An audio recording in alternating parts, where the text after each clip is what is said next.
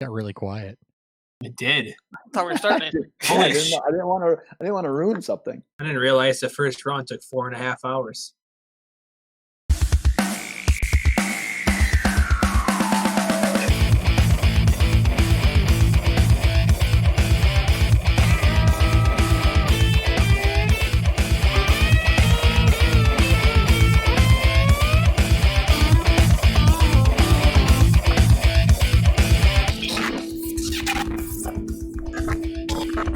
A little early on the drop in the logo there, but it's time to get fueled. Welcome to the Beer Field Fantasy Football Podcast. That was actually on a play of like Let's Get Loaded or whatever. Anyway, I am at Hot BFF with 2 P's, joined by at 30 BFF with 2 F's. We're not important though. There are people here that are more important than us. We have Ben and DJ from the Loaded Box Podcast, and I think Ryan now actually has shown up. So we were just gonna, kind of start this thing without you and figure it out when you got here. Hey, so you're here in time. I mean, we did start without you. Fashionably on time, too. Just perfect. It shows up. I broke something. I got a quick question. How do you guys not just outright rock out to that music you played in the beginning? Like, I'm over here. I almost came out of my seat 4 times. And I see Dan there just like acting like his screen was frozen or something. Well, I mean, it's one of those seats where we're so used to, like, when it was me, Nick, and Chris in the same room, it was a lot easier to rock out because we could be in sync. And now it just feels weird. No, because I'm hearing it before the rest of all of you. So, yeah, we're out of sync. But you also get numb to it after a while. I mean, we're 290 episodes into this thing. So, nice. Jesus Christ. Sorry, guys. Yeah, apologies. But, hey, we got a show for you today. Before we do that, though, Ben, DJ, Ryan, why don't we go round table? Introduce yourselves better than I just introduced you. Tell people where they can find you on Twitter and a little bit about Loaded Box and what you guys are doing, what you've recently put out. Let's let DJ kick that one off. He never gets to go first in anything. He's a little bit underprivileged, so we'll let him slide into this one. I'm DJ the Talent Primo. I'm the thing that keeps it running. I'm the star that stirs the drink. The funny guy, the sexy guy, the charming guy. You can find me at Loaded Box DJ if you want to go find the best Packer foul. All of Twitter, truth teller, just fucking ranter. Follow me there. Listen to our podcast. What was that noise? That was a crowd booing you. Oh. I was gonna say, is that like the cutoff? Let's just end this, DJ. Go on to the next person. What happened? No, he said he was the talent and was pumping himself up too much, so I had to bring him back down to earth a little bit. So I can't do it. Little piped in live studio audience booing. You just say Jordan Love, and I just makes him feel. It just instantly either puts fingers in his butthole, or it brings him down. So either way, we win. I banned that word from my vocabulary. That last name, I literally just say I really like something now. No, stop it. Sorry. I am Ben Morgan. Find our actual account at Loaded Box. My personal account is at loadedbox_Ben. Yeah, DJ said he's the talent, but he's kind of like, he said he was the straw that stirs the drink. I feel like he's the driver of the truck that carries the circus from town to town, more so than anything. And I'm kind of like the ringleader who makes everyone jump through all the hoops. So I'm not going to go quite as long as DJ. I'm going to let Ryan introduce himself. Oh, no, he's from Ryan. Oh, Ryan hit that mute button. Oh, God. I can see Ryan. Nope. You can see he's trying to talk. If you're following us, and you can read lips, if you're following Beerfield Fantasy Football on YouTube, like and subscribe, hit the notification icon. You can show up, ask us questions, and try to read Ryan's lips with what he's saying. That's awesome. He's actually our podcast mime. That's actually what he is. He did this on the live stream the other night, too, and it took him a little bit to come back.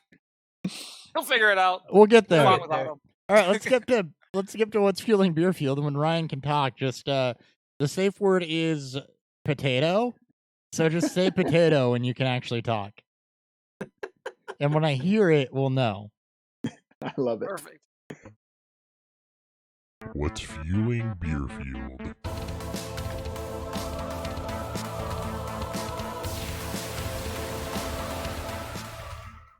Dan, what do you got? Let's start with you. All right, I'm drinking 3 Floyds. There it is. About fucking time. Sorry, I was waiting for the live stream to finally show up on YouTube. I am drinking 3 Floyds Skull. Skull is an imperial porter brewed with honey, coca nibs. I want to say Galileo, yeah, some sort of other pepper, chipotle peppers, and it's aged on oak. It is super, super kind of like that, just smoky bitterness. But I'll give you guys my thoughts more on this later on in the show. Ben, DJ, either you drinking anything? Oh, absolutely. So if anyone listened to the podcast we did, we had like a 7-person beer draft. And in the first round, I ended up taking Busch Light, and that's actually what I'm drinking again tonight. God damn it, of course you are. I'm telling you what, if we're going to podcast, if we're going to get serious, I'm going to only drink first round quality beer. So yeah, you can see it like you said if you're streaming. It's the Jordan Love of beers. It is. This is worth trading up for. You trade up for a beer of this quality. Oh boy, you trade up. Yikes. DJ, see you got something there. Yeah, I've got I think I was drinking this on Thursday as well. I've got the Kentucky Bourbon Barrel Ale out of Old Lexington. Just a classic. I love the vanilla, smooth flavor. Hits harder than you expect. Mm-hmm. It's a good one. It's dangerous. It's a good one. I hear noise from Ryan. I haven't heard the safe word though. So There it is. there it is. Yeah. Now we're hungry. Ryan, first off, are you drinking anything? Second off, introduce yourself. Tell the people what you do, where they can find you. All right, I'm Ryan Miner. I'm part of the Low Box Podcast with Ben and DJ. I have nothing good to say like they do because I'm just the guy on the outside looking in. You can find me at Ryan Miner for FFB. And get ready to start drinking. I got Austin Brothers 45er IPA. Nice. Something from Michigan, so That's something I give it a try. Sweet. Yeah. So I'm drinking one of Dan's draft picks. I don't remember if this is your one or not, but I've got Boss Tweed. That was my one. I've got Dan's 101. I drank my 101 a couple days ago. I don't remember if this has been on the show or not, but it's been so long since I had it. It's going to be on again, even if it has been. So it's a double IPA from Old Nation Brewing. In the boil, you've got Magnum, Simcoe, Citra, Mosaic, and then it's dry hopped with Simcoe, Citra, Mosaic, and Azaka. So yeah, it's fucking Boss Tweed is amazing. It's pretty good. It's a phenomenal beer. So, yep, we will have more on that to you about midway through the show. Let's go ahead and get into the news. We got a couple news items to get through. News.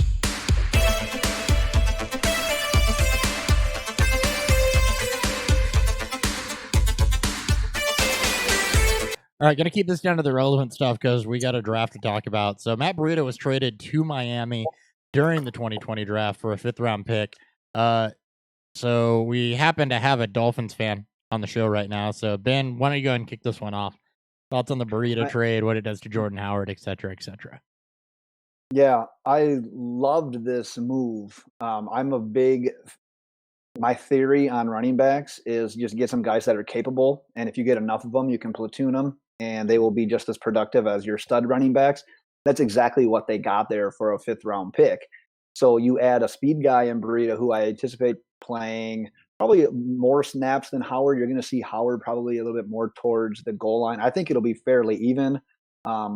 Fantasy-wise, it's going to be tough. I'd probably give Breida a slight nod just because of the sheer volume that he should get over it. But in regards to the actual team, I think this is great. Rather than spending one of those 2nd-round picks on a running back, trade your 5th-rounder for him, get a capable running back to pair with Howard. I love how they built the running back room there. It's not sexy, but it's going to be just as productive as if they would have drafted a guy like Cam Akers or even Jonathan Taylor for that back. Kalen Balazs, Patrick Laird. Myles Gaskin. You don't forget about Myles Gaskin here, boys. A lot of those running backs did great things for you, Ben. You don't put Myles Gaskin. This year. You put some respect on Myles Gaskin's name. Don't put him in the same statement as Kalen Balazs. I like Myles Gaskin. It's a revamped offensive line this year. It's not going to look anything like last year. You remember the team was trading everyone before last year? Take the 2019 Miami Dolphins, throw it away, never look at it again. You know? Go off any 2018, of that, DJ. 2017, 2016, 2015, all the way back to 2011. I plead the fifth. Next. All right, the other side. I agree with everything Ben just said. Does anybody have a different take? Because I do think it's going to be a pretty even split between Burita and Howard. We've seen Burita be super efficient though on fewer touches as well, so he may even end up being the guy to own by the time it's all said and done. Once we really get to drill down into that, It'll be good When it comes to for draft- 6 weeks. You don't get hurt. Yeah, when it comes to drafting, I'd rather take whoever the second back is between Howard and Breida there. I wouldn't reach for the first one because I feel like everyone's going to have their first two running backs before they even think about taking a Miami Dolphins running back. And I wouldn't be Sure. surprised with the 3 or 4. disrespect on Jordan Howard throughout the community if Matt Breida does get super hyped up and super overdrafted before it's all said and done. Right. So the other side of this, though, speaking of super hyped up and probably overdrafted, is that, Burrito's no longer in that 49ers backfield mix. So Raheem Mostert's probably going through the roof. Well, they said that him and Coleman. I mean, there's Yeah. always speculation and rumors and how the backfield's going to play out. But as of right now, we'll probably see what we saw for them towards the end of the season and into the playoffs, where Coleman and Mostert will split work early, and then they'll ride the hot hand whoever does well, which is a fucking nightmare for fantasy. Bellatrix. Yeah, Bellatrix. Yeah, Bellatrix. yeah, exactly. Shanahanigans. All right. In quarterback news, Jameis Winston did sign. It's a 1-year deal with the Saints, $1.1 million, $148,000 signing bonus. He's the 53rd highest paid quarterback in the league behind C.J. Beathard, Deshaun Kaiser, Chad Henne, Nate Sudfeld, and many, many others. This is coming off of a 5,000-yard season, touchdown and a pick. A lot of debate on whether he's long for New Orleans or Taysom Hill's long for New Orleans. So it does change up kind of the fantasy landscape there a little bit for Dynasty, because everybody thought Taysom Hill, Sean Payton loves Taysom Hill, Sean Payton loves Taysom Hill, but it's a 29-year-old with 13 career pass attempts. So, what do you make of this for Jameis Winston and for the Saints Dynasty outlook with Breeze not, likely being in last year? It's in a really weird situation because we may not have an off season, and that's probably Winston's best time to start to start interviewing for that job after for next season when Breeze probably retires. I mean, it's really hard to trust Taysom Hill at 29 years old throwing, as you said, 13 career passes. Like, it's hard to see him as the future quarterback there.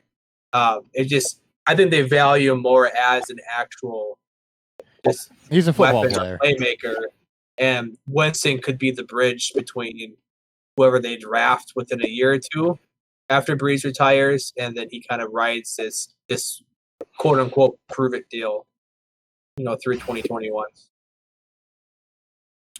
Yeah, that's kind of number one. You'll probably get to the contract. That's kind of insulting, but I mean, it's a good situation for Jameis. Who knows if he would have ended up starting anywhere? So he gets to go sit behind Drew Brees, maybe end up with the Saints, I guess, in the future. As you mentioned, maybe Brees does retire. Taysom Hill is just, you get too much Taysom Hill, you're gonna realize the flaws and weaknesses, so they have to use him sparingly. But I mean, you gotta love it for the Saints, and it kind of sucks. I don't know what Jameis Winston's doing, but I guess he did have some potential starting jobs that he just didn't want. Yeah, and that says a lot for him to go sit behind Peyton and Breeze, where you could help with that interception to sit and learn, because he got thrusted in almost immediately as a starter there in Tampa Bay. And then, was kind of back and forth and never really had the chance. He did get his eyeballs fixed, so he can read license plates now, which is good for him. Yay. And it basically is showing that the Saints are willing to give him a cheap contract to interview and see what he's got, knowing that they're going to be in the market. I think it's a smart move by them. Yeah, I agree. totally agree with that. All right, and one other item in news. Dan found out about this yesterday. I was gonna announce it on the show, and then Twitter went absolutely haywire, so that Ben could be a part of this, because it's really important to me that Ben gets to be a part of this. There's a story there. But Beerfield Fantasy Football host Hop BFF with 2 P's is expecting a child in December. So Well, What? congratulations. thank you. So Idiot. I was gonna. You fucking idiot. Because you fucking idiot. I was. Hopper, if you want me to, at some point during this, I can just go upstairs and bring this baby down and give you like a 15-second sample, and you will just start screaming and say, "No!" And you will run away. You will run away from home tonight. I was gonna tell Dan live on the air yesterday, and then I couldn't convince my wife to wait another day because I was there for your pregnancy announcement when DJ found out. So Oh, yeah, that's awesome. That's awesome. I got 3 upstairs, so I can show you what the future looks like when they're not crying. There you go. I think I'm just I gonna. can show you what your past is right now with no kids. I think I'm just All gonna we need are, like, enjoy just a multiple beer beers being cracked. in the 8 months I got left. 7 months That's I got right. left. However math works. All right, let's get into pick your 6. Let's do these questions. Oh, good lord! So that drop never works, and I always have to go add it back in, and I don't know why, because it's the only one that never works. Anybody that's been listening to this format of episode for a little bit knows that drop has not worked 1 week after the other without me having to do something with it. Touch it. There's always some awkward pause where I gotta like talk and kind of like elevator music this through through him trying to find the drop. Then he just randomly drops it. I found it. It's not that I have problems finding it. It's that just for perfect. whatever reason, when I click it, VMC can't find it. I don't understand. Anyway. Anyways, all right. So here's the way this works. I didn't go over the format as we got into it. So doing things a little bit differently around here. So we're doing a 6-pack of questions with you guys because there's more of you. And quite honestly, when we do 12 with one person, we can run these things 2 to 3 hours, and we don't want to do that. So we are going to alternate questions between Dan and I. And yeah, we're going to talk about them. So Dan, question 1. All right, so this is our draft recap. These are not going to get super fancy or in depth. We're going to roundtable the main fantasy position, so quarterback through tight end. We're going to combine the QB and tight end positions because there's just not a lot to talk about outside of what is pretty much already known through the first 3 picks for quarterbacks. So we're going to kick it off with running backs. The questions that you guys maybe get to see on the show script is what changed for you guys after the draft in your rankings, who are your biggest risers, who are your biggest fallers. This is not meant to soapbox or anything like that. We'll just kind of roundtable and, you guys out there can pick and choose what you think is real. Who do you want to start with? Yes, it doesn't matter. Somebody jump in. Ryan. Ryan, jump in. Ryan, go. All right. My biggest rider would be Clyde Edwards-Helaire going at the end of the first round there. No one saw that coming. And the best way to really look at this draft class, the way I look at it is it's more for second half of the season and the beginning of 2021, because a lot of these running backs that were drafted already have like a workhorse ahead of them. They got like you got Damian Williams with C8. You got Kerryon Johnson with Swift. You got and Marlon Mack and Jonathan Taylor there. So like you look at those like kind of running backs, and I see them like everyone was all pumped because everyone was saying they're gonna go be like a 3-down workhorse back somewhere, and right now they're all kind of being put behind someone. Even same thing with Jake Dobbins. Yeah, I was just going to say Dobbins is a crazy one because you're looking at Dobbins if you're probably anywhere from 105 to, 107, 108 in your typical one quarterback draft anyways. I'm in a draft right now. He just went 103, and I don't blame it. And I don't think it's necessarily a pick that's going to pay huge dividends this year. But, geez, once Ingram's out of the situation there, if the Ravens keep running the ball the way that they've proven that they want to do, Dobbins is literally like clear-cut guy that can handle a workload, can get tons of yards per carry, and is going to find the end zone. So Dobbins is just a crazy riser right now. Yeah, go ahead, DJ. I commenting on Dobbins. I kind of agree and disagree at the same time with Ben. Like, I think being with the Ravens or win now mode, they're not going to like sit and save J.K. Dobbins. Like, if he can help them win, he's going to help them win. So they're going to play him. So I would value him crazy high. Like, I actually hate that we talked about. I really don't like his landing spot. I think Ben did like it. I do not like DeAndre Swift in Detroit, just because that's where running backs, to me, they just go to die. Like, they just go there and they don't exist and they're dead because that offense isn't set up just to make running backs be good. Like, I don't care how good DeAndre Swift is. He's really good. I just don't think running backs are set up for success in Detroit. And it's an aging. But they've had a really good running back since Barry Sanders back in like '99. So I mean, Kerryon Johnson showed some signs of life in that running game, but he can't keep himself healthy. Mhm. No, Don't like it. He'll be out by week 6 anyways. Right. The way he likes to play. Right. I mean, Swift is one of those guys. Like for all these rookies, especially for redraft. I'm always going to hit the point just with how this offseason is going to be. You're going to see these veteran running backs get to start. You're going to see the Spencer Ware and the Kareem Hunt situation play out in Kansas City with Damian Williams and Clyde Edwards-Helaire. Like you may see Damian Williams be fantasy relevant in through the majority of that season, or at least until he gets hurt, because he always gets hurt. Was he even fantasy relevant last season? I mean, for the games that he played, he averaged like the games that he started and played the full game. He was productive. It's just he didn't play a lot. With him, coming back from that hamstring, obviously hamstring injuries take a while to come back from. Unless you're Cooper Kupp or Adrian Peterson for some reason, it's like it just wouldn't shock me to see them coming into the season with Damian Williams as their starter, and you're going to see people who are going to reach on Helaire because it's going to happen. And they're going to be sitting on this weakish production the first few weeks until he blows up, and then sure things will be fine. But you want to get your wins squared away. Like, you don't want to be looking on the outside in, trying to figure out how to fix your roster because you're waiting for your productive players to be productive that you spent up on. So I got a fundamental question for the group. You mentioned veteran starters. Is it not? This is like a true or false question. True or false? Is the bell cow dead? Because I think it's an overused term, just like workhorse. You don't really have a team that has a true bell cow.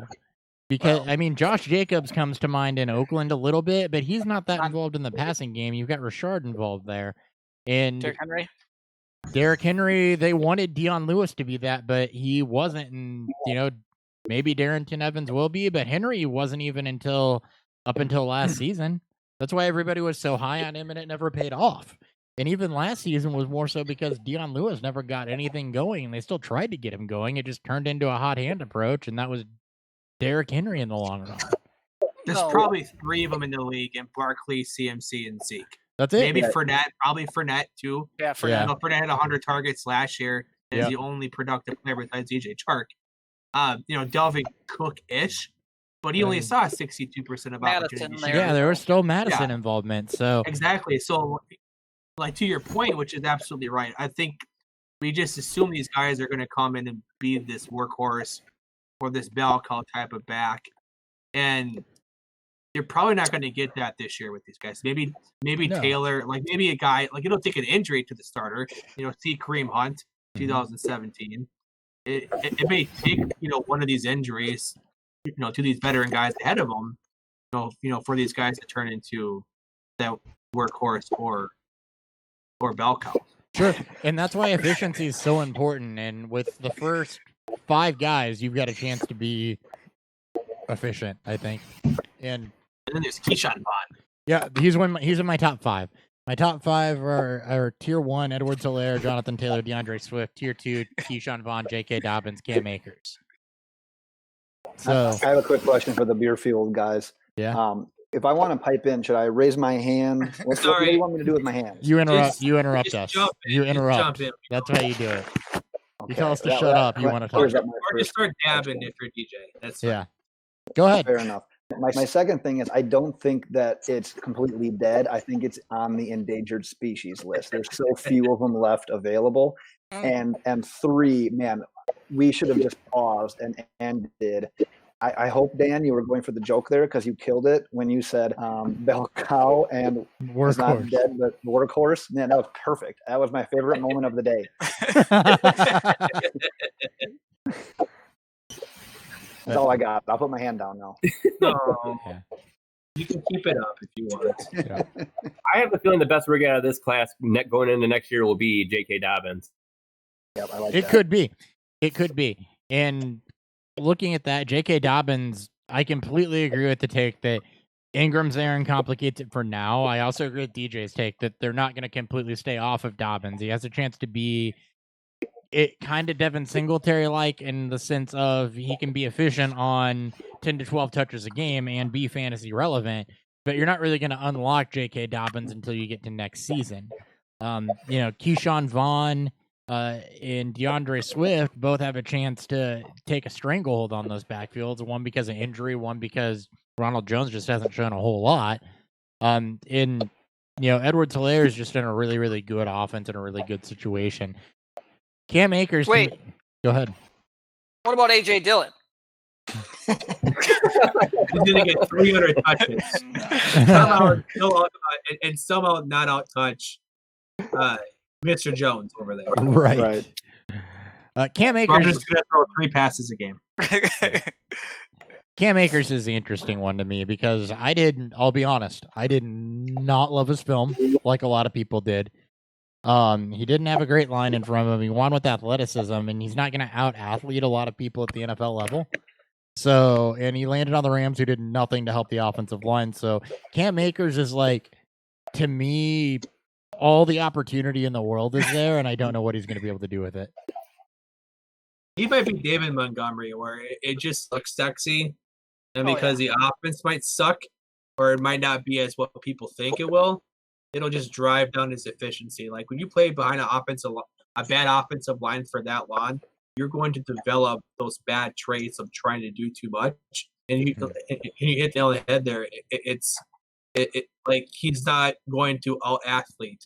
He's not going to be able to Saquon Barkley his way out of speedy linebackers or these safeties playing the edge. Right. He'll be able to Kalen Balaj himself a little bit though. I have one last comment on AJ Dillon again because I don't care about what right now.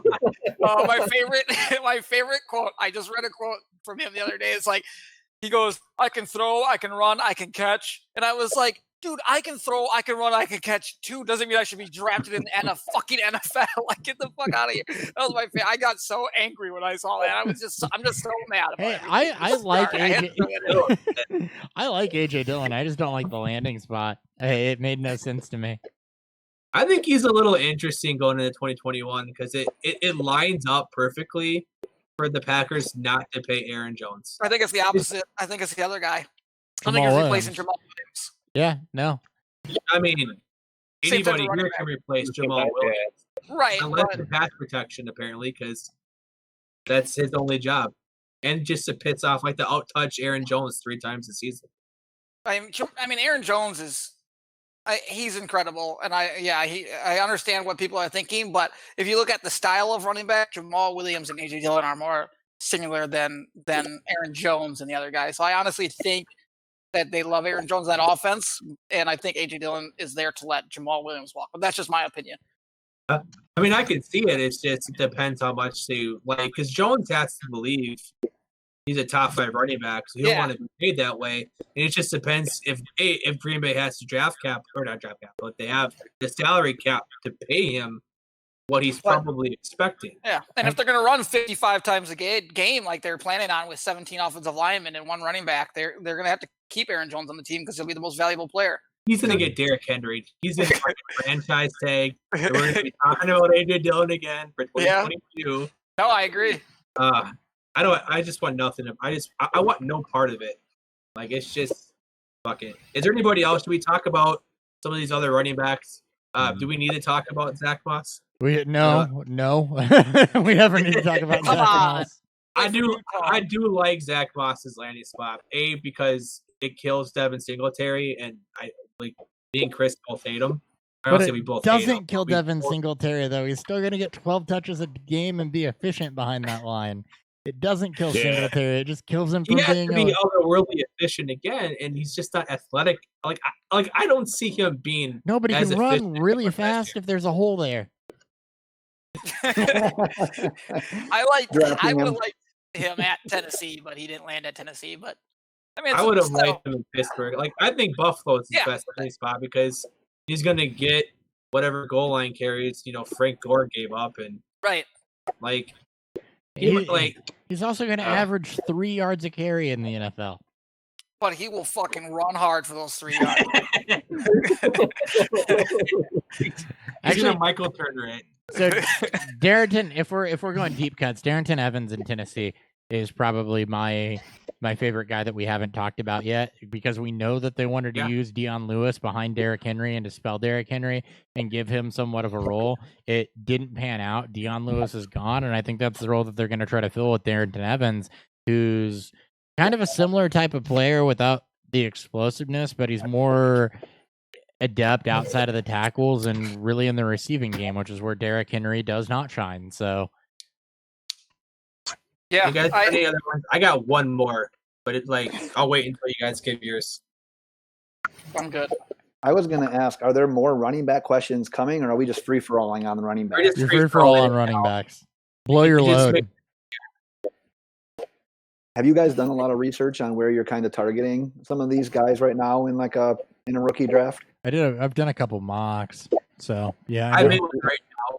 Like my top 6 are the top 6 running backs. Like I would rather, which I know may seem like a hot take because of the receivers, but none of them like both Judy and Lamb didn't land into what we would think would be a alpha spot year one, which suppress the rankings down to just create this massive cluster to where I can draft Keyshawn Vaughn ahead of him when he blows up with Tampa Bay this year, because that backfield should be his as early as week 3 or 4, and then flip him for CeeDee Lamb plus next year. Like that's where I'm at with this, where I'm trying to think ahead and trying to get the most out of it, because Lamb's gonna be fucking amazing. Judy maybe let's take that spot, from Sutton, eventually, but we also need to see if Drew Lock can support. How did we get to wide receiver? We're not at wide receiver yet. I know, but I went on a Not tangent. playing by the rules. Hopper, where was Evans going in those mocks that you were doing? Near the back of the second, honestly, because what you get is everybody, and it was super flex too. So you get Tua and Burrow near the front, then everybody blows their wad on the first 5 running backs, and then you get this massive run of wide receivers is pretty much what I've seen. Yeah. Up until about the middle of the second round, and then you start to see running backs go again. So it was mid to back of the second round before you were landing on Evans. Yeah, because I have the final pick in the second in the draft that I'm currently in, and I'm honestly hoping that he's still there. If he's there, it's the fastest pick I've ever made. Like I almost want to trade up a little bit to try to secure him. I think Henry's obviously going to be the guy. He's not going to dip into the production that much, but at the end of the day, man, we're seeing all these teams support 2 running backs, and everyone's going to be in the same boat. So Evans is going to end up being in that boat eventually. So I don't want to go crazy high on a guy like Cam Akers or Zach Moss or someone when I can get Evans towards the back end of the second round. I'm right there with you. So I'm in a 1 QB. I'm doing my rookie draft in my 1 QB leagues right now. We are through the second round. It played out exactly what in which we talked about, where it's heavy running back, then it shifts to receivers very hard, and then your tier 2 running backs start to go. Zach Moss was the 7th back to go at 209, and then Dylan was at 12. So we're at the 301. It's a 12-team league, and only 8 running backs have gone off the board. And guys like McFarland, who I absolutely love as a sneaky pick for redraft, and guys like Darrington Evans and Antonio Gibson. Hell, and those guys even Benjamin there in Arizona is going to be somebody you can get in the 3rd round. Yeah, exactly. Yeah. So, Ryan, you got anybody? Joshua Kelly going to the draft? Yeah, Josh Kelly too. Joshua Kelly from the Chargers. Like, there's going to be He's really a good sleeper. I value. like. Yeah. For sure. There's some deep cuts there at running back you can get in the third round that are going to be dart throws because there's not tight ends that are taking up any of those picks either up ahead of them. So it's just we did have 3 quarterbacks go in that second round. I started the QB run with Burrow at 206, but yeah. Okay. And like Tua went 209, and then I think Herbert went 210, which is right. weird. What? All right. Moving on. Anybody else on running backs before we put a bow on this? I Oh, was man. one of the best running backs in the history of West Salem Middle School. I can tell you that. You used to watch that videotape, scout that shit. That was like a combination of Barry Sanders and Jesus. Wow. Just saying. Here we go again. 2 boos. 2 boos. Take a drink. That's there just for DJ. All right, let's move on. All right.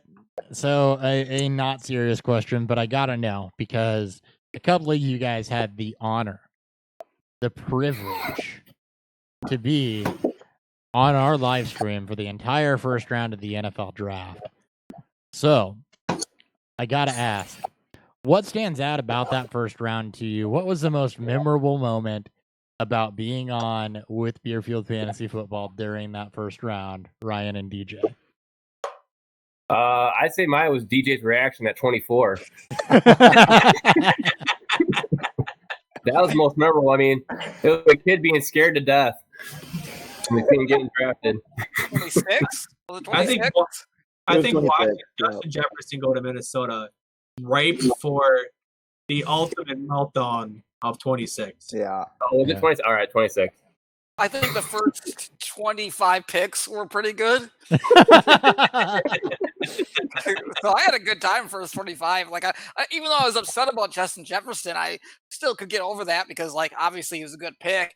So I mean, the first 25 picks were an excellent night, you know. And then, so I remember those first 25 picks. And then he just got hammered. Not at all.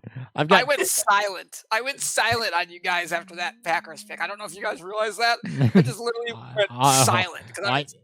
We didn't, and there's a reason, and it's one of the 2 moments that stick out for me. The first moment that sticks out for me is probably the last moment I remember clearly, and that was when Devi Kane, who was also on for a little bit, decided to convince Dan and I that we needed to chug the quadruple Big Bad Baptist. Yeah. Ooh. That was rough. And it was tasty. It was, but it was all downhill from there. And then at the very, very end, and Dan will attest to this, I flipped my shit when Edward Hilaire went 32 to the Chiefs. Did you? You guys hear about Patrick Mahomes coming out and saying that he handpicked? Hi, Hurricane. I saw her run through. Like, that alone just made him a second round pick in redraft leagues. Right It there. did. And that's okay. It's all right. All right, we can go ahead and move it on, Dan. What's your third question? Third question. From the round table receivers. Same format as we did for running backs. We'll shoot the shit. Ryan, we'll have you start off this one again. Give me your biggest riser. Like who did anyone creep into your top 5 post draft that wasn't there pre-draft? I'd say Michael Pittman would, going after being landed on the Colts. No, he's easy to the number 2 across from T.Y. Hilton. He's one of my biggest risers, especially going as high as he did. And then also along with T. Higgins, because once they drafted him, they also said that they were watching Joe Burrow, who he's playing around with. And he said him and T. Higgins had the best chemistry out of the 2 rookies. So I like those 2 are my biggest risers right now. Yeah, I like T. Higgins. Like someone brought up the fact that because the Bengals got to sit the rest of that night and all the morning before round 2 started again, they got to really think about that pick, and they fell in love with T. Higgins. So I think like he bumped up. I think he's my 6th, right behind Mims for me. And I took him in that one rookie draft I have, and I'm fine with it. Like he's still kind of a black box prospect because he didn't test at the combine, so you don't quite know how athletic he is. But he's paired with a quarterback that's going to gunslinger it. That's like if he falls in love with him after AJ Green leaves, or maybe even this season, like he may be willed into putting up massive production. Because even Tyler Boyd, he could, there's an out on him after 2020. Like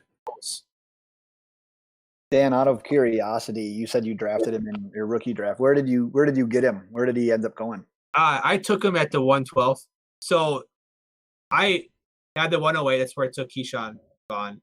And then I got to see, because the first two receivers at the 106, 107 was Lamb and Judy. I got to watch my 2, 4, and 5 go in Rager, Jefferson, and Mims. Yeah. I love Higgins. Yeah, I wasn't upset. It was just I really wanted a share of Jalen Rager or Mims, because Mims might be the best rookie receiver this year in terms of in that fantasy production for just 2020. Because it's just, I mean, like, I love Crowder, but he's just a slot guy. Yeah. Pyramid is fucking 3 games he's hurt, and he's got stone hands.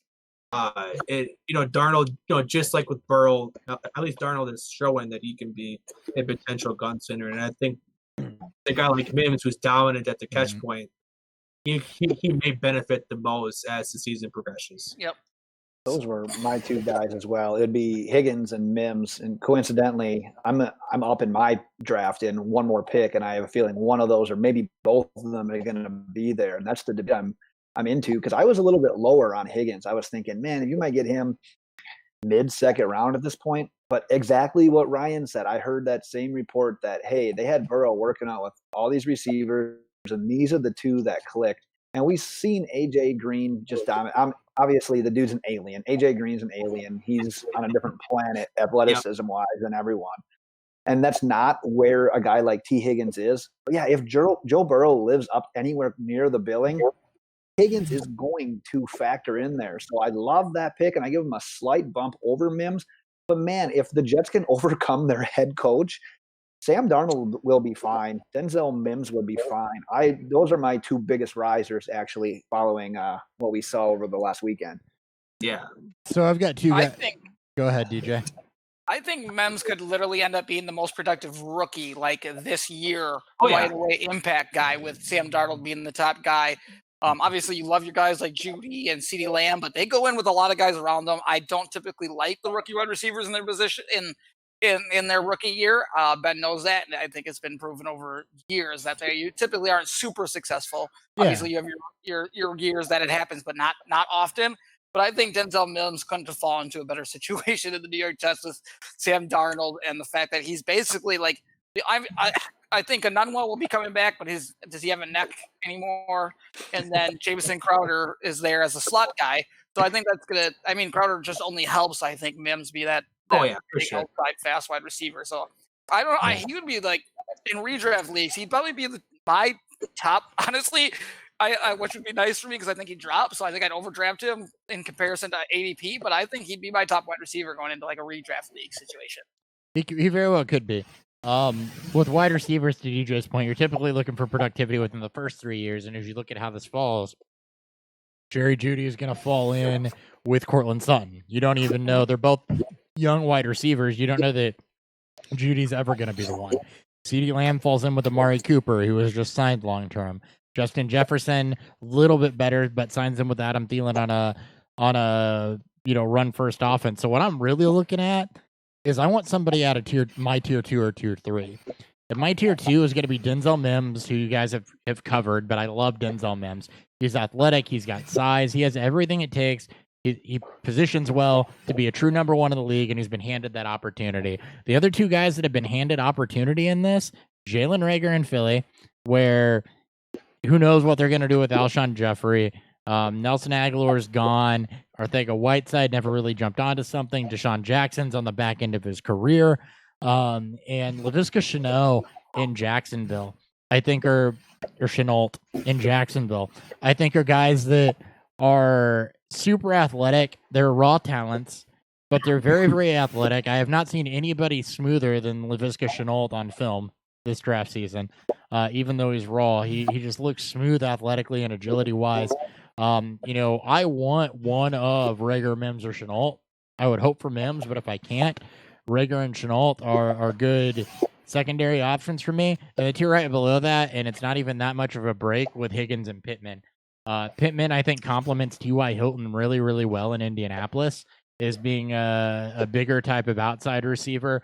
Where Hilton's a little bit of a smaller, speedier receiver, even though he can work intermediate and underneath. I think Pittman's a very good complement. And we've already touched on T. Higgins and the chemistry that's there and what could potentially happen with AJ Green and Tyler Boyd.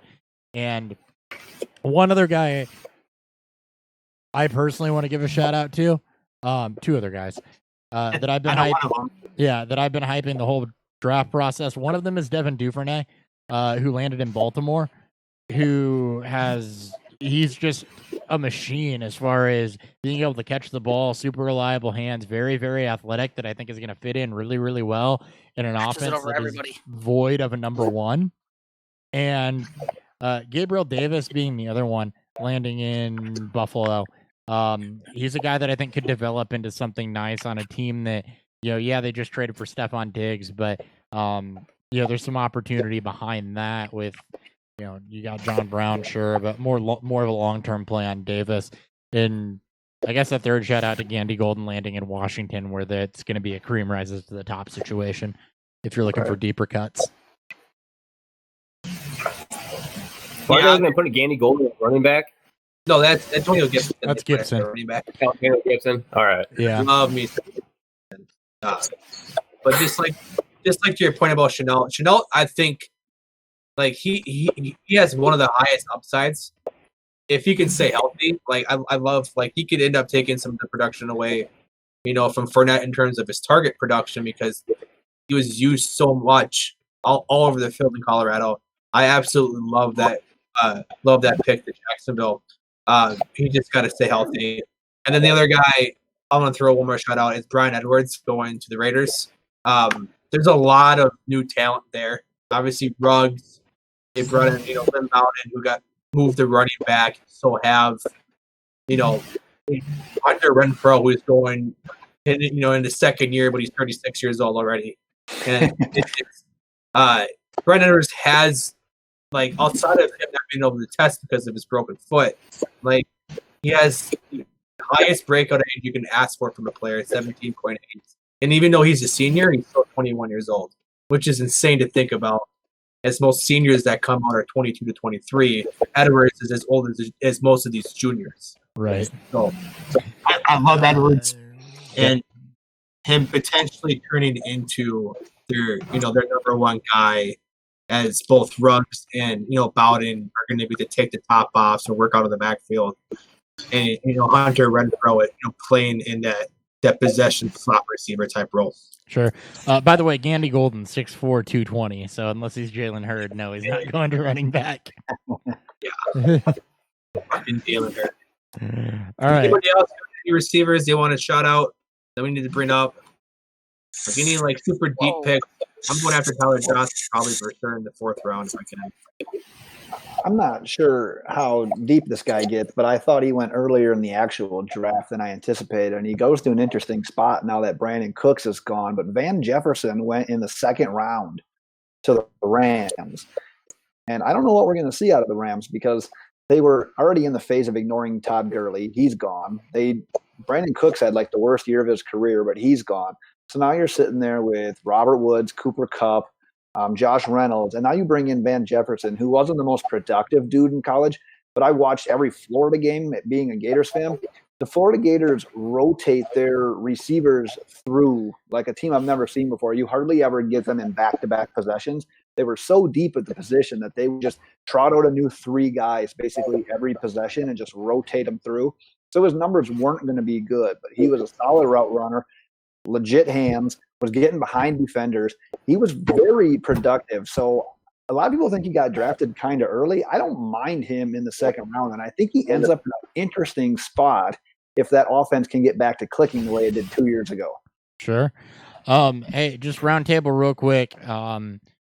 Quick fire. What was the biggest surprise wide receiver wise as far as where they went draft wise, be it a reach or a fall? Start with Ben. just random crazy. I can't believe it happened. The Denver Broncos were playing Madden when they drafted KJ Hamler. I never saw that coming after going Judy round 1. I mean, it's a great compliment to both him and Sutton. Yeah. Like, he's there for one reason, and Yep. that's great space. Yeah. They Those are. guys- Now, I will say this to some people that put a little bit too much stock into, it's a great NFL pick because it's a compliment. But as far as stock goes in fantasy into draft capital, KJ Hamler is not where it's at, even though he went where he went with Sutton and Jerry Jeudy both there, and Right. Melvin Gordon there, and Noah Fant. Noah Fant there. KJ Hamler is not somebody you want to take over some of those guys that may have went after him. Right. Brandon Ayuk Yep. going first round trade up though. The Niners moved up to take him as they continue to fill their roster full of dynamic, players with the football in their hands. I'll be interested to see how they try to work him into their offense. If he's going to start off as a special teams guy with just go deep, run fast, because he's a very fast player.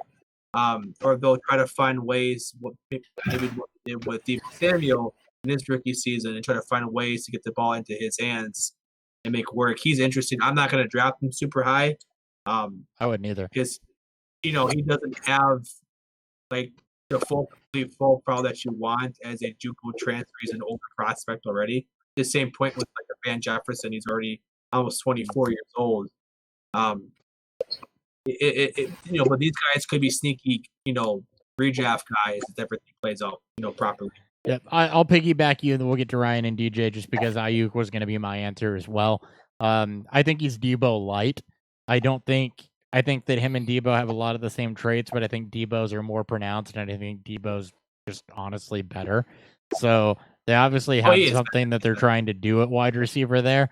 And it's yak guys. Debo's good at that. Ayuk's good at that, but I don't think he's the threat to unseat Deebo Samuel there necessarily, but he absolutely is the same type of player and fits a mold. Let's go to DJ. I mean, I thought it was a pretty obvious one. It was like early, but I was shocked that the Eagles didn't end up taking Justin Jefferson. I didn't think anybody outside of the top 3 guys didn't take Justin Jefferson, and I thought it was a mistake taking Jalen Reagor at that spot. I know you guys don't like the Nelson Aguilar position, but I just feel like they're like comparison. I just feel it's like a similar type of player who's not a top wide receiver in the league. And I just think Justin Jefferson, honestly, as my number 2 wide receiver, seemed to be the obvious pick at that. I thought that was a huge mistake for the Eagles. Sure. Ryan, what's your thought? My biggest surprise would actually be CD Lamb. I was thinking, like, when I saw the Dallas Cowboys pick him up, I was like, oh, they're not going to take him. They're going to go defense here. And I was thinking he was going to go to Las Vegas and team him up with Ruggs. So I think that him being like a luxury pick for the Cowboys was a bad move, because what we thought we could see out of CeeDee Lamb out of this year or next year might have to wait another 2 years before we actually see what we really want to see out of him. That's an elite offense, though. Like what we've seen from Dak, there's a lot that can happen. I'm not going to draft him this year for redraft, but I mean Lamb's still my number 1. It's just a very compact tier now with both him and Judy falling. I won't say falling, but going into suppressed target production in year 1. Him, Judy, and Jefferson, and honestly, yes. Yeah, it's hard to say with Jefferson because it's like Diggs had 96 targets. I still expect the Vikings to throw more. That defense is not going to be as good as it's been in the last few years. Well, I was feeling back-to-back seasons with health concerns. Yeah. So I wasn't saying Jefferson had suppressed targets. I was saying that was my tier 1 was Judy, Lamb, and Jefferson. But Lamb did fall back for me, and it's because it's because of the suppressed targets in Dallas. And I do think we need to talk about this. There's going to be some pause with some people on CeeDee Lamb now. There's going to be people that are still like, yeah, most talented wide receiver in the draft. I'm buying it, but For me, it's a little hard to ignore that they did just sign Amari Cooper. To a 5-year deal, if I remember right. It's 5-year, $100 million, right, on Cooper? Yeah. And Yes, it is. And they do still have Zeke there, who's going to demand a decent amount of touches. Dak is a quarterback who can scramble and hasn't necessarily had the volume to support multiple wide receivers yet in his career. And I love Dak. Dak's a good fantasy option. I'm not saying he couldn't do that, and I'm not saying that we haven't seen it happen. But the most you're going to get there, I think, is a 1A, 1B situation out of, it's kind of the same thing for Judy, too. Is a 1A, 1B situation out of Cooper and CeeDee Lamb. And, you throw Zeke into that mix as well. And I just kind of have to wonder, is the target volume share going to be there for Lamb to make him a top 12 fantasy wide receiver? Or are you just drafting somebody that's going to sit, in that 15 to 18 range because of the way that the Cowboys offense is built? So, he's definitely got the talent to be top 12. I don't know if landing in that offense, given those contracts and what they've done, is going to be conducive to that early, even within the first 3 years. Yeah. No, I do agree that there is some potential concern with how is Dak going to support? If they decide to keep Gallup, going into his 4th year, or I'm saying they'll keep him, but what's his future with the team looking like? I don't know. I don't have Cooper's details, but I thought I've heard throughout Twitter that they could cut him with no dead cap after 2021. So if that's we're looking at least 2 years. Yeah, potentially. Yeah, I mean, Cooper again. Yeah. Well, and that's leaving out the fact that Gallup had 1,100 yards and is the most unrespected 1,100-yard receiver in a long time. I love Gallup, but it just feels like, maybe this ends up being the Lamb and Gallup show, and Cooper, is the one that gets put by the wayside. Like, we've seen teams overpay players and then regret it a year or two afterwards. Generally, it's running backs as of recent. Maybe it's the Packers with Rodgers, but Yeah. Guys, any thoughts on the Lamb landing spot? What that means with Cooper there, with Gallup there? I talked about this recently as well. I don't like the landing. I don't know. I don't like it for just CeeDee Lamb. I don't like it for the Cowboys in general. Like, as a football team, it seems like they just try to keep seems like they want to just keep adding to the offense, and they think that'll fix their their struggling defense. So it's like, oh, our defense is struggling, and that's, we're 8-8 and everything. So let's just add another wide receiver and just keep throwing more offensive weapons, and that'll fix everything for us. And I just think it's a flawed. Everything about it's flawed outside of fantasy football, and I just think awesome for fantasy football purposes, but the team's still going to go 8-8 or 7-9. Like, I don't think they're fixing the things that they need to. Yeah. It's $6 million in dead cap. Dak, but it's confusing when you draft receivers. What's that? Go ahead, Ryan. This is awesome for Dak, but it's just confusing when you draft the wide receivers now. Yeah, I think it solidifies Dak, maybe even ahead of Kyler Murray for a dynasty ranking. Like it's hard for me to not view Dak as a top 3 quarterback. I'm with you. At least a couple years. It's with with good offensive line, is stable, very productive players around him, and again, a bad defense, but they do not want to improve. Even though I think, getting Trayvon Diggs in the 2nd round was a good pick. Not a Byron Jones replacement, but a good pick. But that one player is going to completely fix that team. Within a division that I think as a whole got better. Yeah, it's $6 million in dead cap, by the way, after 2021. They would save roughly $16 million. So yeah, that's well worth it. So it's an out if they want to take it. All right, let's go ahead and hit a beer review, and then we'll get to the back end of this with one of my questions. Beer review.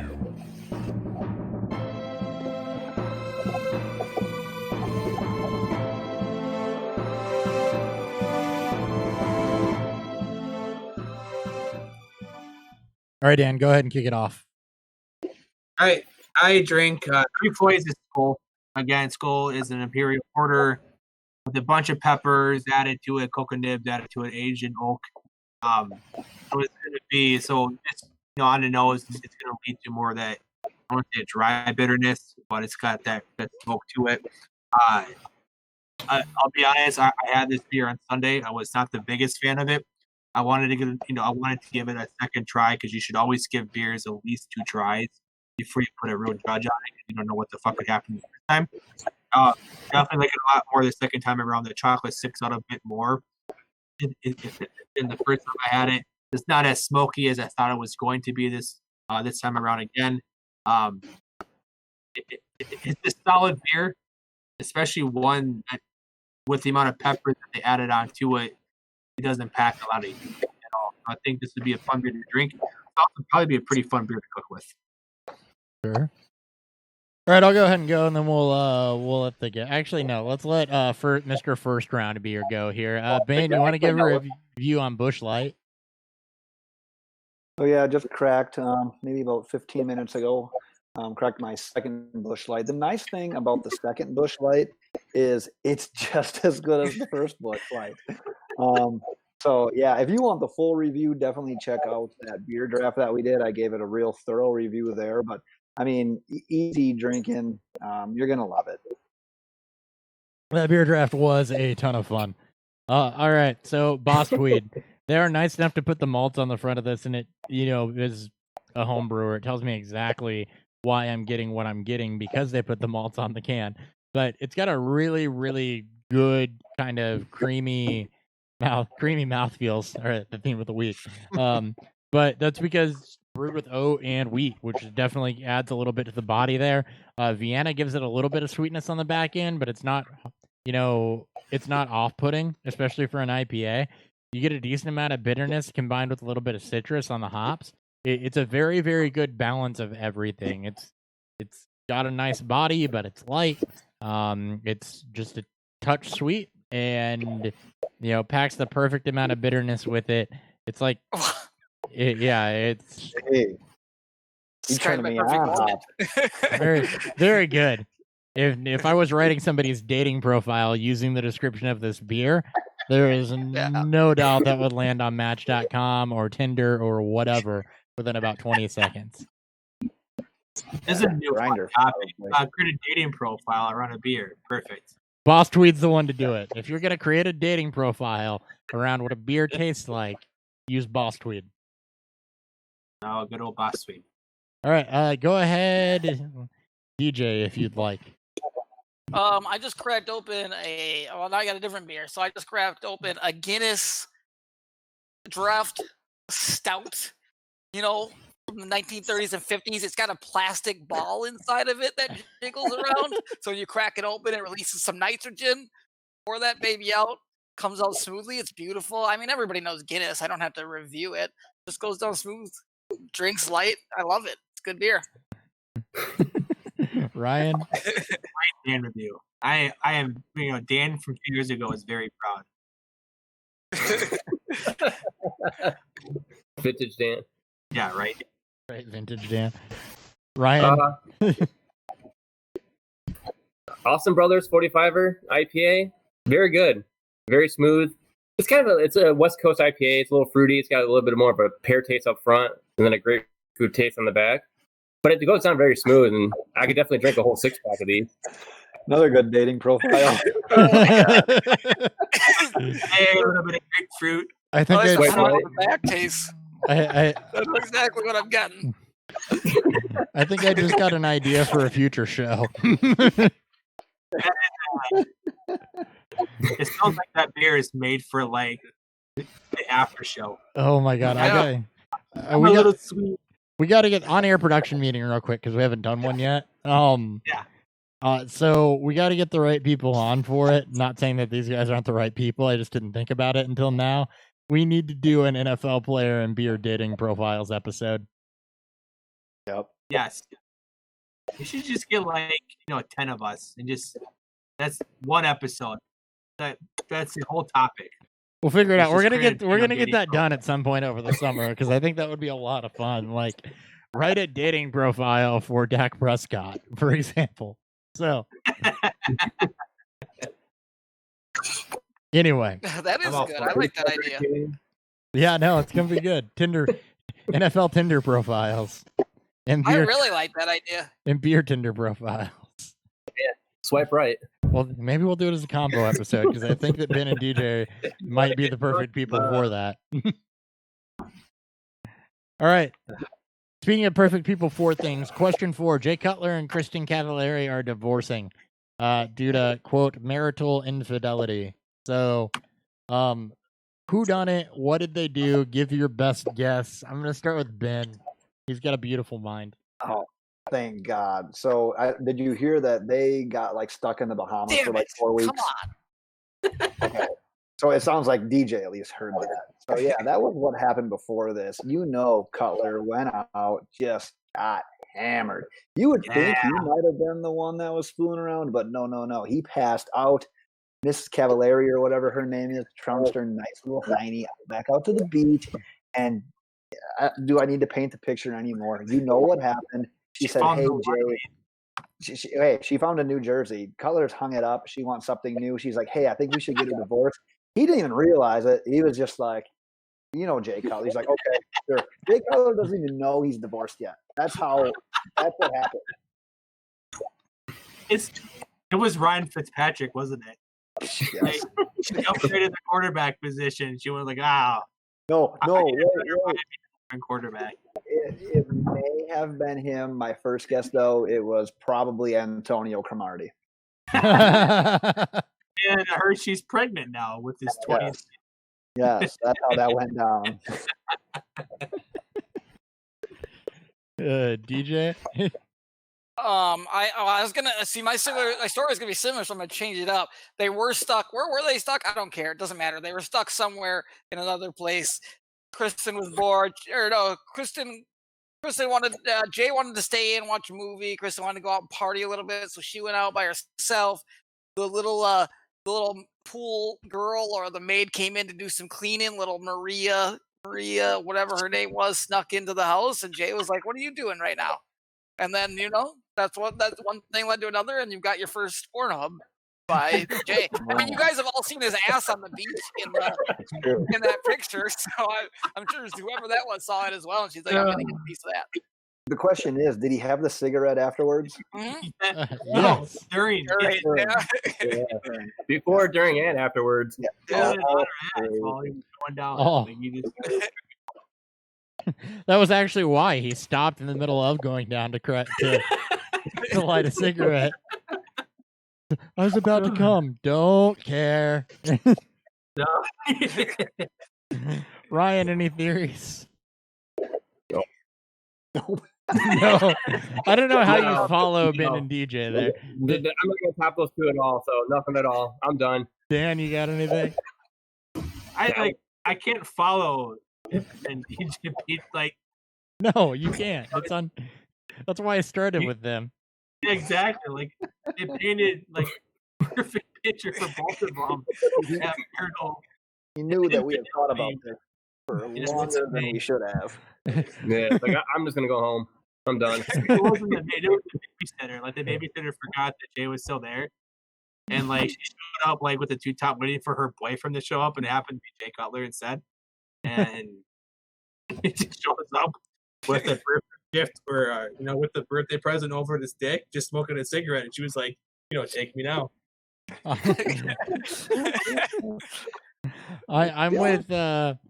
with I think it was Ben's theory here, where Jay was out partying and drinking, and he ended up getting his wife intercepted.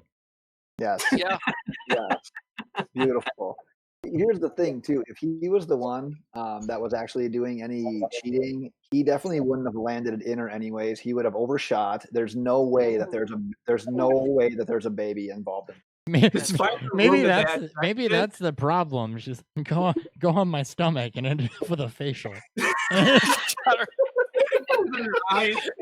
In her eyes. Maybe that's what did it. He overshot. He overthrew it. I love it. Yep.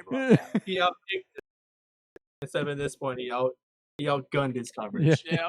Boom. He does have a rocket arm. It's not the only thing he's got a rocket of. Especially with smoking. I wasn't gonna go there yet. Oh man. Okay. And we're done here. We're not even going to do 5 and 6. Go ahead, Dan. All right, let's get a little bit more serious here, and let's round table two fun positions. Who cares about running backs and receivers? Let's talk about quarterbacks and tight ends. Yeah. We kind of know, with Burrow and Tua and Herbert landing in, I guess, the most predictable landing spots, because God forbid the top half of the draft had to be chalk. Is there any quarterbacks? I know Hopper's got at least one guy he'll want to talk about from the non-top 3. Mm-hmm. Well, let's kick it back to Ryan because he hasn't talked in a while. Is there a quarterback outside of the top 3 guys that went that gained a good amount of fantasy value through that draft? In all honesty, I really don't see that many gaining fantasy value this year. But like the one I actually liked with the landing spot was Jacob Eason, landed behind Philip Rivers. He's getting behind. No, he's stealing. He was one my quarterback thunder. I actually like seeing going there. That to me, that's a perfect spot for him. What's that? I saw it and said, "You're stealing my thunder." Oh, I'm sorry for stealing your thunder. No, you're okay. You deserve it. You deserve But it. yeah, you have I not talked nearly enough. 1 year to sit behind. Well, so go ahead and Go ahead. and soapbox your guy there, Hopper. Yeah, get on your Yep. Jacob. Sure. Talk about. Yeah, Jacob Eason it was inconsistent in college, and that's the biggest knock on him, but he's got a rocket of an arm. He fits balls in places that you should not fit balls. Exactly what happened to Kirsten Cavallari and Jay Cutler, too. People fitting balls in places they should not fit balls. But, he can get away from pressure. He's got a good sense for it. He's good on the move, and he just needs to become a little bit more consistent. He's gonna get some time to sit in Indy behind Phillip Rivers and hopefully try to figure some of that out. But the arm talent is definitely there. The zip to make all the throws is definitely there. And he's in a spot where that a year or two from now, Rivers is on a 1-year deal.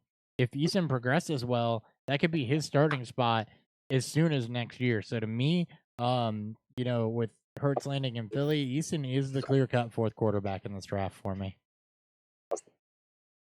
I agree. It has to be. Yeah, I like it a lot. Let's talk about that. That was our we've been in a massive roller coaster with Jalen Hurts from the year that we started in 17 and saying fuck Jalen Hurts, where we're at now, and we were praying that he would have been that landed in Indy.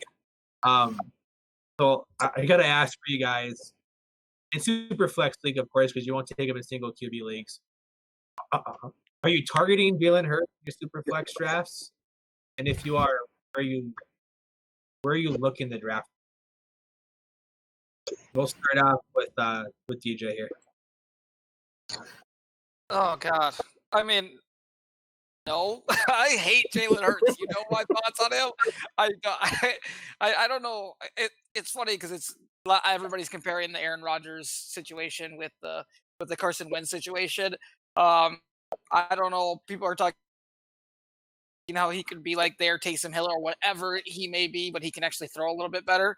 I fucking hate Jalen Hurts. I hate him. I don't think he's going to be a successful quarterback. I think he's coming out of the league soon. I don't want anything to do with him, so he's not a guy that I'm getting anywhere near. He's not somebody I like. That's just based off of my shit Ben wants to leave. I'll let you guys get back at it. I do have to say thank you before I bounce. I'm getting summoned. Chris, this is exactly what happens when you do what you did to your girl. So I'm just giving you a forewarning. You're now in the same boat as me and Jay Cutler. So there you go. Hey. But dude, hey, I definitely appreciate it. I always love coming on when we do our quarterback beer dating profile thing. Please send me an invite. If you I absolutely will. do my best to try to make that. So definitely appreciate it, though, guys. Love you. See you, Bill. See you, Ben.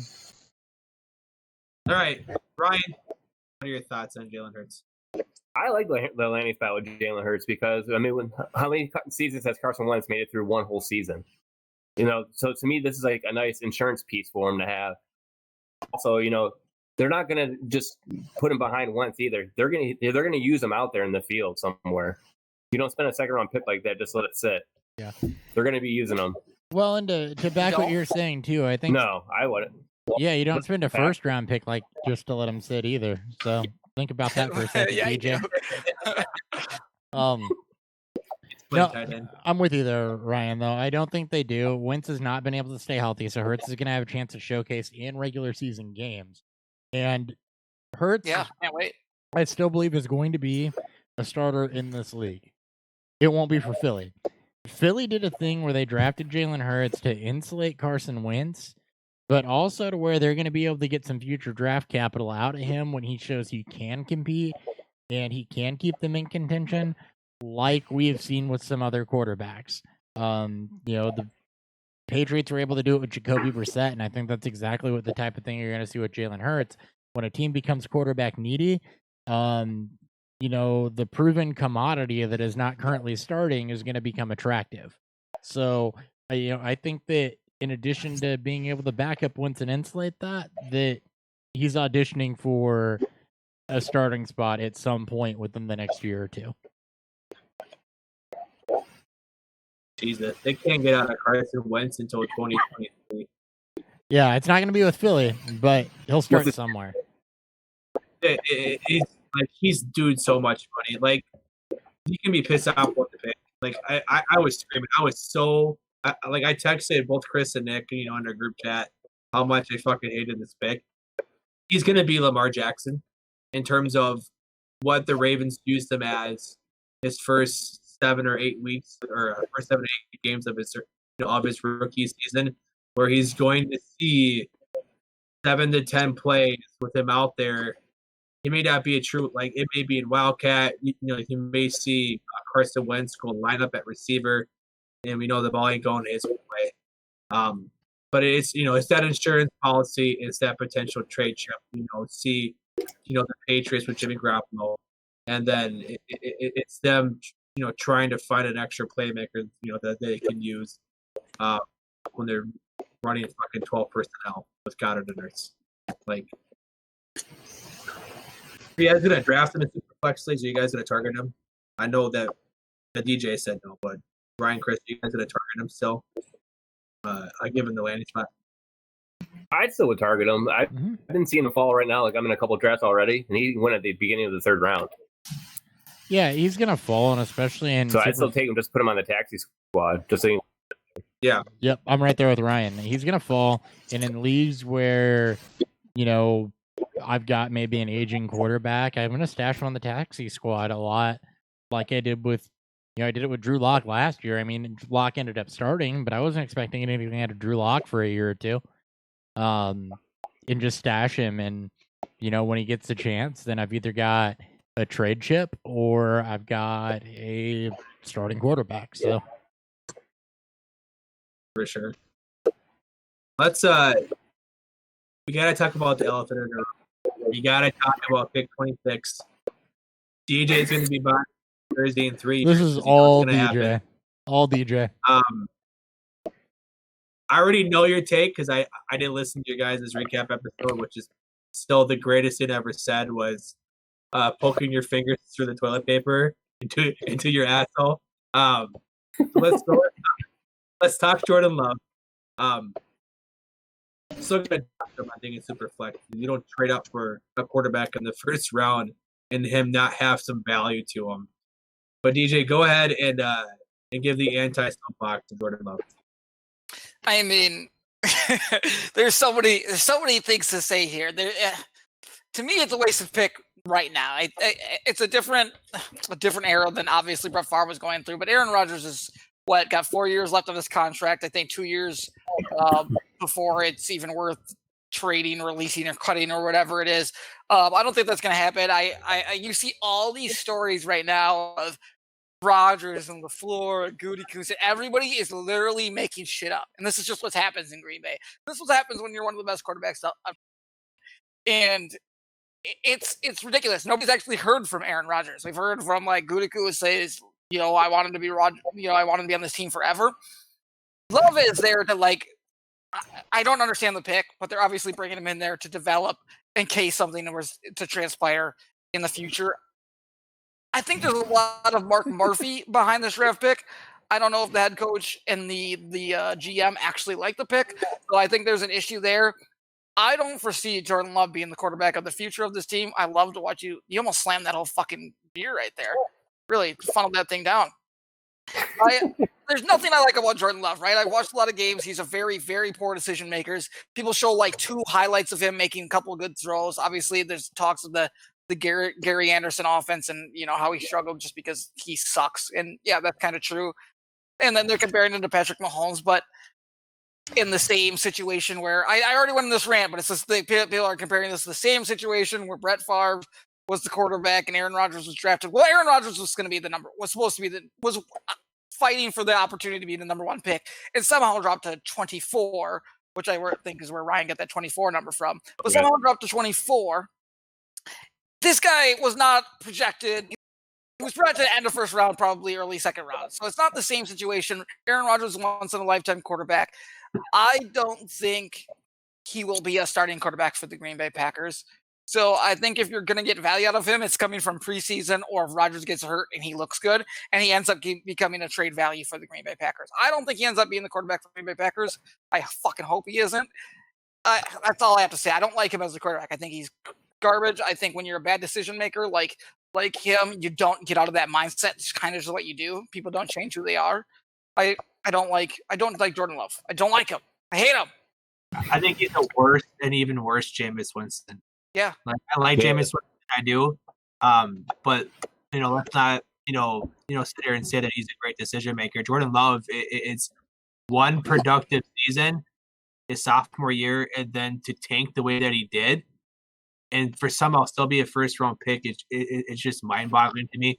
Like they were talking about him going in the first 3 rounds. Like, yeah, there's no way I saw him going round 3, just given the hype talk around him. But there was no way I thought he'd go round 1. I thought for sure, I thought there was a chance the team that was going to trade up for a quarterback in the first round would have been Jalen Hurts after on the positive talk up to the draft, not Jordan Love. I'm right there with you though, DJ. I'm not a Jordan Love fan. I don't get this whole he's like if he lands into the right spot, he's going to take off. Fucking most quarterbacks under the right spot, they're going to take off. Yeah. Love doesn't have a whole lot to work with. Right. He looks like a quarterback. That's about it. And truly, and the other thing is like they're saying is like they are like they drafted a H-back, which I don't understand, and 3 offensive linemen in a row, which really infuriated me.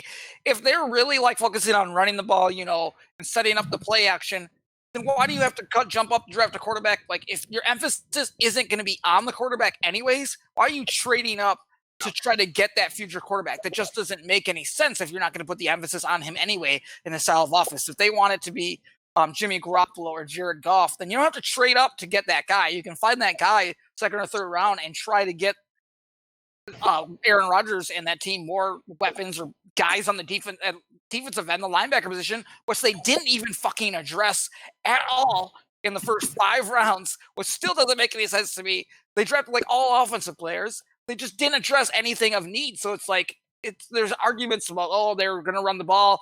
They're trying to win around not just the quarterback. Well, they didn't draft their biggest need. It was linebackers. It was defensive linemen, and they're still going to get ran all over the place. So it's like that argument is stupid. I don't understand it. So the other part. Does anybody else have any? Go ahead, Ryan. Oh, on Jordan Love? Yeah, if you want. Otherwise, I'm going to go. On him, I don't really see where, why his stats are so good, what everyone fell in love with. Okay, so he threw 20 touchdowns, 17 interceptions. Year before that, 32 touchdowns, 6 interceptions. What happened between the sophomore and junior year? That's what I understand. It's like that sophomore year, if that was this year, I could see this first round pick happening. But the stats he put up this year, I just don't see it. It doesn't make sense. They apparently lost some offensive talent between last year and this year, and there was a lot of things that changed around him, which I think it led to that. So the Packers drafted based on what he showed, obviously his sophomore year, not his junior year, with all the changes that had happened. Now, the thing that makes even less sense about this, though, is the way rookie contracts are structured. The 4-year deal with the 5th-year option, and Rodgers has 4 years left on his deal. You're not even getting any benefit, even if they were going to let Rodgers walk. They're not getting any benefit out of making this draft pick from a financial standpoint or a productivity standpoint. He's not going to see the field as long as Rodgers is there, unless you're going to pick up the 5th-year option on a 1-year trial and maybe save money in that 1 year. You're not even getting any financial benefit from this. So it makes absolutely no sense from that perspective either. So I don't know what was going on or what was at work here at all. But you cannot justify that pick. There is no way to justify that pick. No, the one team I saw like moving up to take that pick would actually be like Indianapolis Colts, with being so early in the second round. I could see them moving up to do that, but not Green Bay doing that. No, and they just waited and got Eason. Like, Pittsburgh didn't even take a quarterback. That would be the other team that I thought could have done it. Or the Pats. Or the Patriots. So many people were on New England wanting to either trade up or take a quarterback at 23, and they didn't draft a quarterback. They didn't draft anybody. Yeah. No, they drafted like 8 tight ends. They had a worse draft. They almost had a worse draft than Green Bay. Like, it's amazing that a team could almost become Green Bay's draft class. It's yeah. All right, let's talk tight ends here. What's that? I was just gonna say let's talk tight ends here because I don't think there's any other quarterbacks we need to necessarily discuss. Perfect. So who's got a tight end they want to just throw out there? Yeah, I'll throw out Cole I got Kmet. Cole Kmet, No, this is my turn. I'm going first. you have to go first with Eason. I got this one. It's my team. I get to rant. So, Cole Kmet, I was pissed when the Bears made this pick, first off. I was absolutely livid when the Bears made this pick because they had 10 tight ends, literally, not figuratively, literally 10 tight ends on the roster when they drafted Cole Kmet. You just released Trey Burton so that you could sign Jimmy Graham, of all people, to a larger contract with more guaranteed money for 2 years. And then you go out and draft Cole Kmet, who actually has some Adam Shaheen traits to him. Now, I will say this watching Cole Kmet. He's a very developed run blocker. He's kind of a liability in pass protection, but he's a very developed run blocker. He's got reliable hands. He can run routes. He's got a good sense for where the zone is. He's not going to do anything after the catch, though, other than get stood up. Like, he doesn't go down easy, but he doesn't drag people with him either. He just kind of gets stood up. And that's at the college level. Also, the other thing I noticed with Cole Kmet is he is god-awful slow. He is so slow. And, Dan, I don't know if you remember a couple years ago, there was somebody every time they caught the ball, you were just like, oh my God, he's so slow. I don't remember which tight end it was, but I remember every time it happened at the bar, it was just holy. Maybe Jimmy Kleinsasser. Could have been Jimmy Kleinsasser. He caught the ball and it's just, he is so slow. He is going nowhere. Oh my God, he's so slow. This could be a touchdown if he could run. That's what I thought watching Cole Kmet. It might have been. It's probably Jack Doyle. That's I love it. Yeah. That's what I thought watching Cole Kmet, though. That's exactly how I felt about watching Cole Kmet. Any other tight ends? Is anybody else in the throw? I don't have a tight end because I didn't fucking care about it here.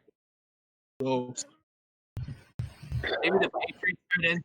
They spend round 3, round 4. They did, and I still need to watch. They traded up for one too. Yeah, I still need to watch. Who was the first one? I know one of them is Dalton. Aussie was the that's second who they one. traded up for is Dalton Keene. Dalton Keene, that's what it was, the mustache wonder. He's super athletic. I do know that. I haven't watched his film yet. That'll happen probably this weekend. But he is a super athletic guy with great facial hair. So if you're looking tight end, it's probably going to be Cole Kmet, Dalton King. I like Bryson Hopkins, but something's got to clean out in LA for him to be worth anything. And then Adam Troutman in New Orleans is somebody a lot of people were high on. He had a ton of productivity, but at a smaller school. And I didn't necessarily see it flash on film. So those are the guys that are going to have some form of opportunity, I think. But there's not a surefire tight end in this draft. Who was the Saints guy that they took? Was it Troutman? Was the guy that they took? Yeah, that was Troutman. Yeah. Okay. I did. Yeah, that's right. Devin Ossie was it? It's the other one, the one that our buddy Miguel shouted out too. Also put up a decent athletic profile. Yep, and so the Patriots took 2 dart throws again, basically, on Ossie and oh good lord, Dalton Keene. So I'll have to watch them both and see who I like more, and then we'll go from there because who knows what that offense is going to look like. Either way, you don't take a tight end before round 3. You don't fucking draft them this year. Yeah, I'd take it round 4 at the earliest. Like, who knows? That's if you're tight Anyway, end needy. let's get to the fun question. Let's get to the last. Let's get to the last. All right. The last question of the night. The last question is going to be the alternative. So this is going to be not less fun than the other two, but more focused because it wasn't asked, and I think it needs to be. We focus so much on what it means for the players drafted. So, which players were existing players in the league were least impacted, kind of dodged a bullet in the sense that you thought for sure somebody was going to get drafted to knock them out of their position, and that did not happen, to where they still have value and they're insulated, or which players were, somewhat killed by who was drafted. So let's do this. Let's go round table and just everybody give somebody that survived the draft, per se, and that took a stock hit in the draft. And Dan, I'll start with you. The one who survived and the one that I'm super happy is Gardner Minshew. With the amount of talk from Jacksonville potentially moving up to taking, Tua or trying to take Herbert, or maybe trading back up into the first round and taking a guy like Jordan Love or Jalen Hurts. They ended up not taking a quarterback. I don't think they drafted one. I think they may have picked up a UDFA, but Minshew survived. Not only that, they added, second round pick Chenault to it. They have a far better, offensive minded coach than Jay Gruden over there now too, with the Vikings. I can't remember the fucking coach was last year for them. So a lot better situation for him. And one whose stock didn't survive. I'm kind of torn here because I think it's either going to be Marlon Mack, or Kerryon Johnson. Yeah. And both obviously for the same reasons, with a highly touted running back going there. Both Swift and Taylor were high second round picks. And while Mack could end up becoming what his draft profile suggested as a pass catching back, I think you have a better one in Nyheim Hines and Indy, which is going to suppress Mack's value even more so. And he could end up being the third in that offense as soon as Taylor takes the rollover. And then obviously with Swift, Kerryon doesn't last long enough. I know Patricia wants to run a back by committee, but I don't see Bo Scarborough or fucking Ty Johnson taking a significant workload away from DeAndre Swift. Sure. DJ. Before he falls asleep again. He might be falling asleep now. He might be asleep. I think are you muted? Yeah, I muted myself. So I said fuck because you said Marlon Mack died and that was going to be my guy, and I'm literally panicking as I look through here trying to see who fucking. I had my dad guy, Marlon Mack. He stole him. I think he may have died. I didn't like Jonathan. Jonathan Taylor's good. I wasn't a huge fan of him coming in the draft, but ending up at the Colts, he's gonna be a fucking monster there. Like, that offensive line is ridiculous. I think he takes a hit. I don't know what year. I was talking about this before. What year of the contract is Marlon Mack in at this point? He's on the 4th year. He was a he was a 4th round pick in 2017. Exactly. So he seems dead. Yeah. Survived. I don't even know. That's tough. I don't even know. I had one in my head and I lost it, and I was like going through it because I didn't look at this shit ahead of time because that's how I roll. So, You only go 3, DJ? I can go ahead of you while you look for something. Yeah, we'll let. All right, the one that survived, which I don't know why DJ didn't say, was Devontae Adams. Yeah. He had no receiver help. He's got. I mean, what do you have? You have Devin Funchess. You got MVS. I mean, they took all these high class wide receivers that were there to pick. They picked none of them, and they decided to go with. So to me, Devontae Adams is easily going to be the top target. It's just going to be run, pass to Devontae for 67-yard touchdown. Run, 100-yard touchdown pass. 100 yards, huh? That's impressive. It's a He's pocket. never gonna die. So Fucking Adams might see 1,000 targets this year. Who knows? who got killed? Yeah. Nobody. Who got killed? In your mind, Ryan, who got killed? In my mind, who got killed? I kind of want to say it's like a dark horse kind of kill, but I want to say Austin Eckler kind of got killed with Josh Kelly kind of coming in. So a lot of people might see Eckler as a top end running back, especially like this. But I think more now is going to be like a nice complimentary that's going to kind of pull Eckler off the field. Sure. It just depends how much of that efficiency. Like if he loses any efficiency with Rivers leaving, and it's more of the Tyrod, Justin Herbert show. Does that level of play drop off? I mean, I can see them riding him. I mean, riding Austin Eckler a little more so with Josh Kelly kind of being his true complement. 4th round pick isn't killer. It's definitely not on the upside of making that profile seem sexy to stand out or hit. It just depends. I think it just depends if Eckler can maintain the efficiency that we've seen the last few seasons. All right, I'll go while we give DJ all the time in the world that he needs. So, there's a couple guys that I think very blatantly survived, but I've settled on where I'm gonna go just so DJ has an opportunity at a couple of the others. I'm gonna go with Dolphins wide receivers survived. Devontae Parker, Preston Williams. They did not take a wide receiver. Period. They took Justin Herbert, but they did not take a wide receiver. So what you saw out of Preston Williams and Devontae Parker last year has the chance to absolutely repeat itself. And I think that's something that right now is not going to get a ton of attention. But deep wide receiver class, and they took none. So I'm going to go ahead and say that Devontae Parker and Preston Williams were survivors out of this. As far as people that were killed, I mean, the obvious one for me is Kerryon Johnson. So, Dan, you said Marlon Mack. I'm going to go with a different back. I'm going to go Kerryon Johnson. DeAndre Swift is the same type of back as Kerryon Johnson, minus the health concerns. And plus a bit of talent. We like Kerryon Johnson. We do. But I think DeAndre Swift landing there, one, kills any chance at being a bell cow or a workhorse back for Kerryon. But two, if Swift comes in and produces, I don't know that Kerryon's going to be able to grab onto a role just because they are such similar players. I agree. I mean, I said both him and Mac, so I definitely agree that Kerryon got killed. Yeah.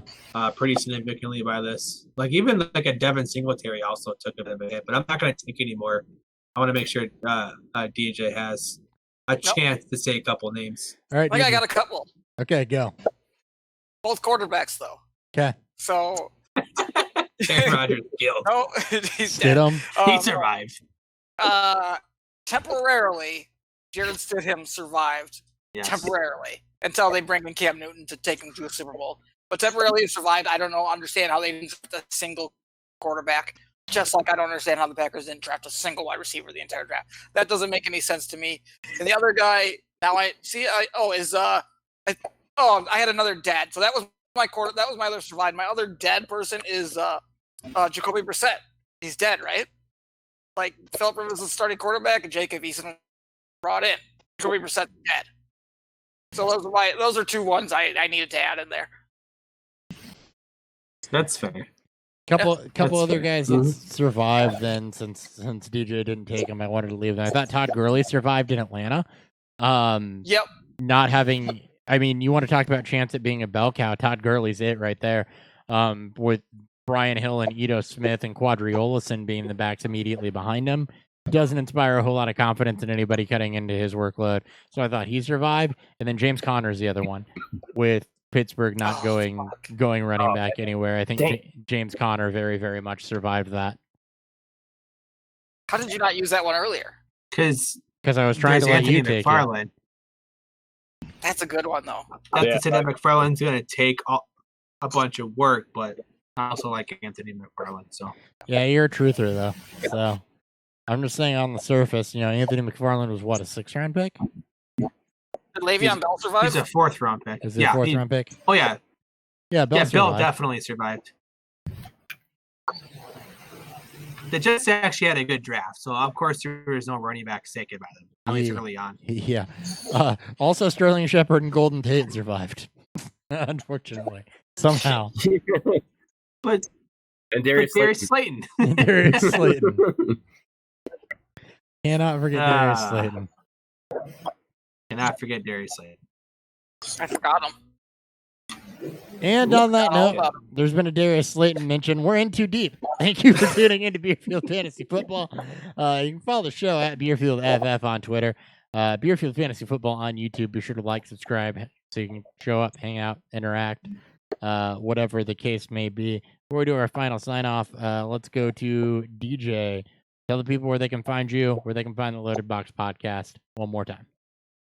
You can find me at Loaded Box DJ on Twitter. You can find the Loaded Box podcast at Loaded Box on Twitter and loadedboxpodcast.com. You can see Ryan writing articles, Ben writing articles. I'm definitely not writing any articles. Still working, but I'll throw one in there every now and then. It'll be a fucking clickbait motherfucker, but yeah, that's where you can find us. Fucking clickbait motherfucker. All right, Ryan, go ahead. Shout yourself out one last time. You can find me at Ryan_FFB. And that's the same thing DJ said, loadedboxpodcast.com.